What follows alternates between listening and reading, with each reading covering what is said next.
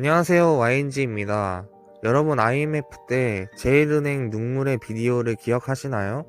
10여 년 지난 지금 다시 그때의 비디오를 찾는 사람들이 많다고 합니다.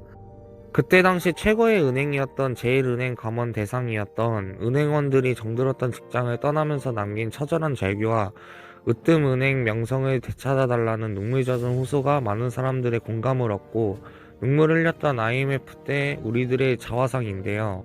요즘 다시 화제로 떠오르는 것이 자영업 처절한 폐업 현장을 담은 눈물의 비디오인데요. 자영업자들이 폐업하는 현장을 영상으로 남기는 것인데 왜 영상으로 남기냐는 질문에 정부의 통계로는 알 수 없는 처절한 현장의 목소리를 누군가는 알아야 되지 않겠냐는 것입니다. KDI 조사에 의하면 97년 4에서 60대였던 그들에게 IMF는 믿을 수 없었던 대기업 붕괴와 대량 실직이라고 대답해 실업 공포에 대한 아픔을 표현하고 있습니다. 한강의 기적을 일궈냈던 고성장하던 한국이 순식간에 빚더미 나락으로 떨어진 것인데 찰밥통이라는 은행원들까지 차디찬 거리에 나앉게 됐던 냉혹한 감원 한파에 왜 당시 사람들은 그토록 눈물을 흘렸던 걸까요?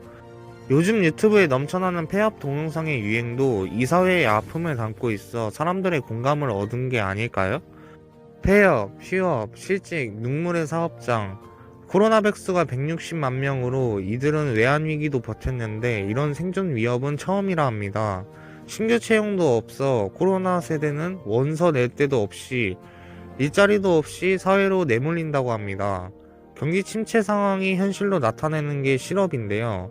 이것이 가장 아픈 점은 없는 사람부터 힘들다는 것입니다.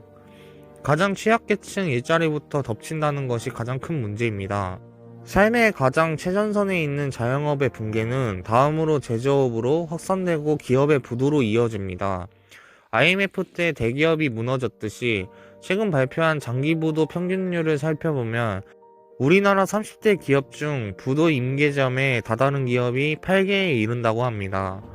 부도의 시대에 들어선 것인데요. 지방저축은행 연체율이 10%를 넘어서 지방저축은행부터 지방은행 몇 개도 부도가 날 것으로 보여서 자영업 붕괴는 재앙의 서막에 불과하다는 것입니다. 최악의 내수 경기로 거리에 넘쳐나는 실업자로 대한민국은 한동안 전쟁 같은 상황을 겪을 것으로 보입니다.